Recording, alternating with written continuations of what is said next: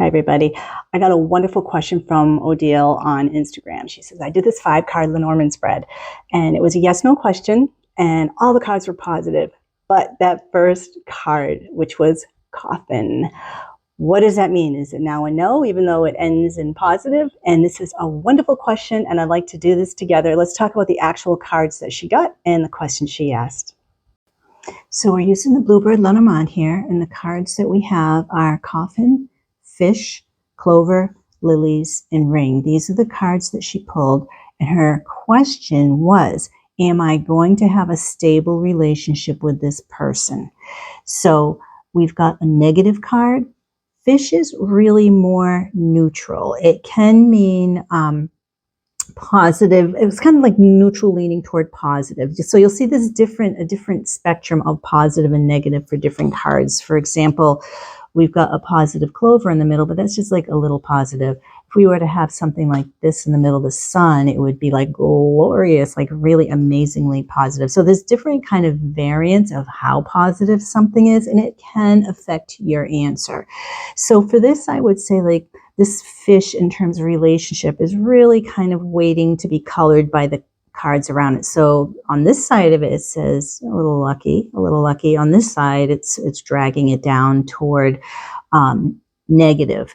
So, and we'll explain that in a minute, depending on what fish means. And the lilies is positive, and the ring is positive or committed.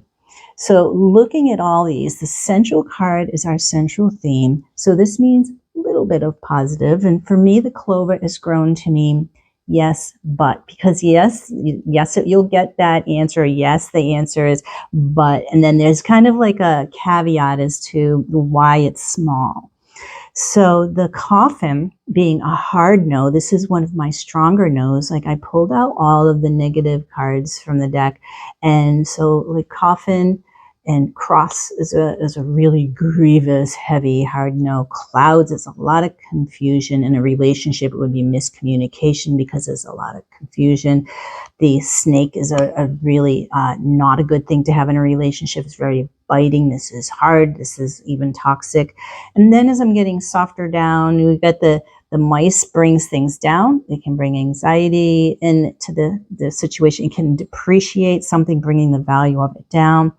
The mountain is another negative, but you can get over the mountain around. It's a lot of work. Going over that mountain is a heck of a lot of work, but you have to really give it a big push. So versus a hard ending, this is like, it takes a lot of work. The broom and whip is about repetition, having to keep trying over and over. It could be conflicts, debates. It's all this like repetitious stuff. And the fox is more covert and hidden. So, and it could be passive aggressiveness. It could be somebody's doing something on the side that the other isn't aware of. But it's like, or just not being able to say things that need to be said. So that's more of a softer. And we've got the path, which in the beginning for me is there's a choice. So these are the choices that they're making as to which way they go. At the end, it means a departure. So if it were to come after the lily, I would say like, had it landed this way, after a long period of time, there is a departure. So this could be like the midlife split or something. So, but up here, it's more about there's a choice. And are they making choices of how they're splitting money? Are they making choices of how they're talking about the value of the other person? And then the scythe card is very sharp and sudden. These could be sharp words, that sort of thing. They're cutting things happening. But again, this is not as hard a card, although it can be dangerous sometimes depending on what it's next to. If I were to see this next to the snake, I would worry. But again, they all talk about what they're next to. And then the Coffin card for me is a harder no than the scythe. So looking at the cards she got, negative and a neutral, positive, small positive, positive for long term, and positive for commitment. So if I would interpret these, I would say, yeah, but in terms of, am I going to have a stable relationship? Remember, as a question. Yeah, but there's a difficulty or ending, or something happens with either money or value of somebody. This could be somebody's independence.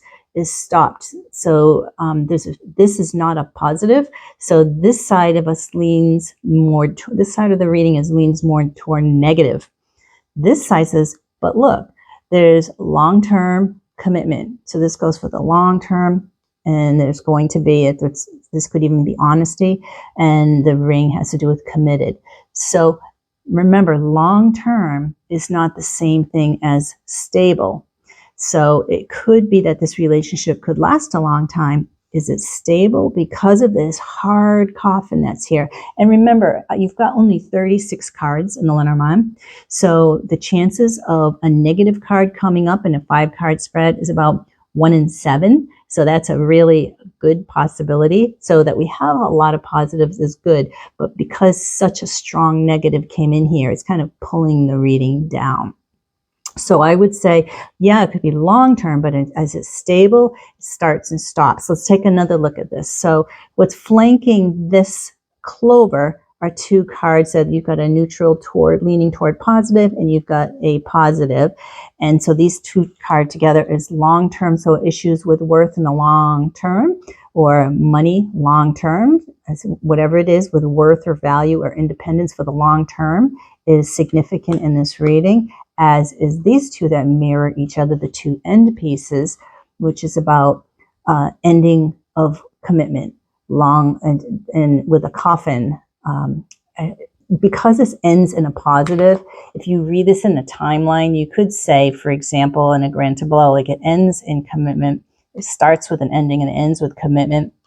It could be that, but I see 5-card readings not as so much as a time flow. This shows time, however, and this can show time because commitment takes work and time.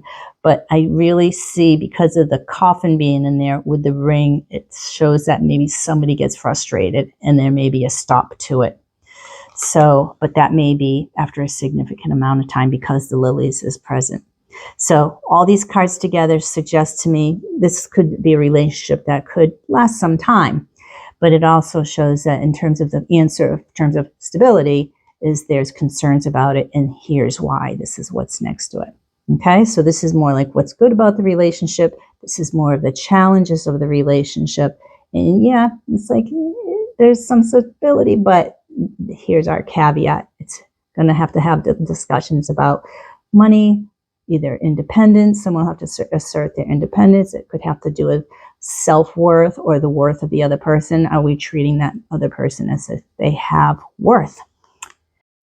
So what I would recommend doing is going through your deck and take out all the cards that are negative, for example, and then take out all the cards that are positive, put them in another pile. And then what you want to do is say, with your negative cards, we want to kind of put them on the spectrum of how negative they are for you. So I would say the coffin, the cross, the clouds, these cause a lot more of, if you're talking especially relationship issues, bringing it down. The mice is somewhere in the middle too. It depreciates, devalues, it takes away from. That's not a benefit to it. Same thing with a mountain. That tends to block. It takes a lot of hard work. This takes a lot of repetition as well. This fox, same thing, and maybe worse than what we realize it is, but because things are hidden, we often aren't aware there's even an argument to be had. And then the crossroads, and then the scythe, and see how you would line them up to which are the strongest nodes, to which would be more like difficulties, but can, like, it's a break, but it can still kind of maintain, and just see what they mean to you in your readings. And the best way to do this is to do your own personal readings and see how they manifest in your life, and you'll see that they start coming alive for you, that these cards have really meanings. Like this has a lot of emotive meaning to me when I see the snake and the pain that it caused. This is very grievous and heavy. You know, this is like something that's been taken from me. So these all have like things attached to them that when you do readings, they have more nuances to them. So despite maintaining, like, this will always be negative to me unless it has to do with like a spiritual path, and this will always be negative to me. But remember that some things that seem negative when they end actually lead to our best outcomes in the end, because we allowed a vacancy for something better to come through. It is a hard stop. And now that we have that vacancy for something better to happen, but without the grievous ending, that wouldn't have been. So although endings may be perceived as negative by people, they often have very positive after effects once you get through that. Okay? And have yourself a wonderful card-filled day.